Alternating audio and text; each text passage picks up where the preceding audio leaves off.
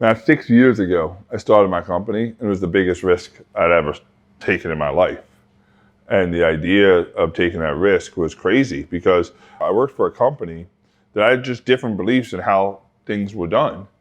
They weren't right or wrong, they were just different. And when you work for somebody else, you either do things the way they want you to do them, or you have the courage to step out on your own. And I was like, I'm going to step out on my own. I had no clue. I had no business training. I never had an idea of being an entrepreneur.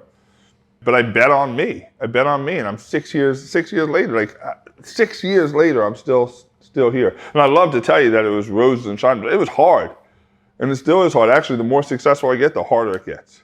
The more people I bring on board, the more employees, the more stressed out I get, the more worried I get, the more imposter syndrome sinks in. But I bet on me, and that's not ego betting on me. Ego stands for edging God out. It's not about God, it's about me. That's true ego. This isn't ego. Betting on yourself is an ego. That is a true belief that you have something to contribute.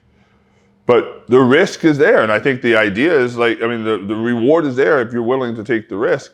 I was willing to take the risk, and certainly there's reward that I've gotten out of it.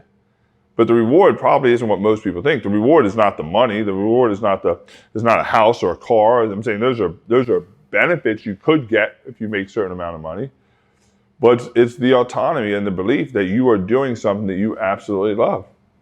And so, yeah, there's a big reward if you're willing to take the risk. But I'm telling you, it's hard. It's not hard physically, it's hard emotionally.